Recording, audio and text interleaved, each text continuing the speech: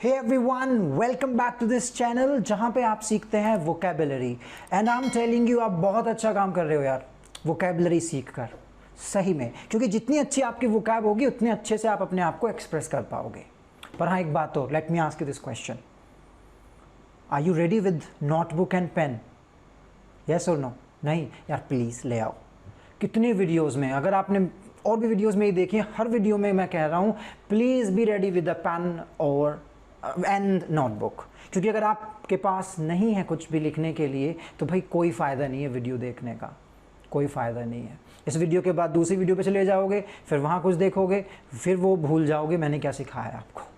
So it's better in videos में जिनमें आप कुछ सीखना चाहते हैं and yes you want to, तभी आप इस चैनल पर आए हैं, प्लीज़ कीप नोटिंग डाउन, ठीक है। Well let's begin. आज की इस वीडियो में आई विल शेयर idioms। मैं आपके साथ शेयर करूंगा 4 idioms, बहुत अच्छी हैं।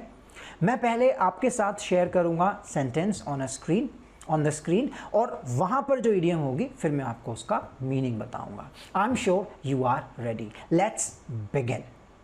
So, the first sentence that you see on screen is, she was beside herself with joy on being selected for the job. I repeat, she was beside herself with joy on being selected for the job. Okay, beside herself with joy. Herself मतलब क्योंकि लड़की थी, मैंने sentence की शुरुआत she से की थी। अगर मैं आपके बारे में बात करूं, so I will say you are beside yourself। मैं you के साथ फिर yourself बोलूंगा। You are beside yourself with joy। So beside yourself with joy का मतलब होता है बहुत खुश, elated। So instead of saying कि मैं आज बहुत खुश हूं, you can say I am beside myself with joy। This is an idiom that means very happy or elated। I'm sure you've got it. Now, the second sentence that you see on screen is, he is not talking to me. I think he still bears a grudge against me for the prank. I repeat, he is not talking to me. I think he still bears a grudge against me for the prank. So, the idiom is bear a grudge। bear a grudge का मतलब ये है past में, कुछ पहले मैंने कुछ ऐसा किया that you did not like, but you still continue to feel that anger, you still continue to feel disappointment because of what I did। So उसी को हम बोलते हैं bear a grudge। कई बार ऐसा होता है ना, किसी ने हमारे साथ कुछ किया, टाइम चला गया है, बहुत टाइम हो गया, but we still bear a grudge against that person. अब भी हम उसे माफ नहीं करते, we still continue to hold grudges against that person. तो उसी का होता है, उसी के लिए ये इडियम है to bear a grudge. That means to continue feel angry, disappointed for someone what someone did some time back. That is. Now let's go for the third sentence, and the third sentence on screen is, my friend fell like a fish out of water when I made him meet my boss। My friend fell like a fish out of water when I made him meet my boss। Fish out of water, that means in a situation where you're not comfortable। If a fish is out of water, क्या होगा? She won't feel comfortable. It's not comfortable, right?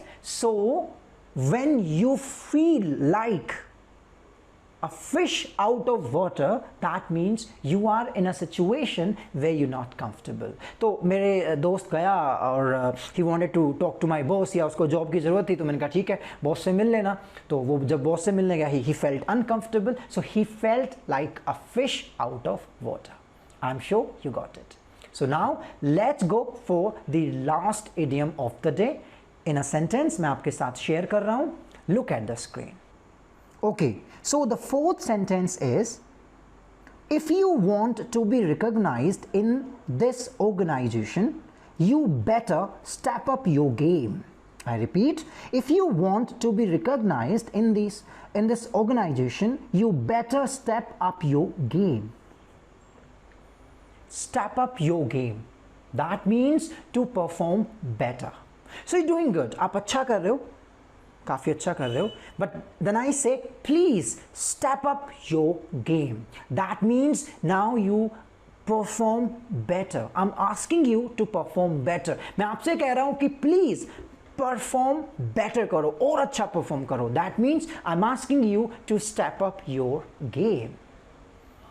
So my dear friends, आपने देखे 4 शानदार idiom इस video में.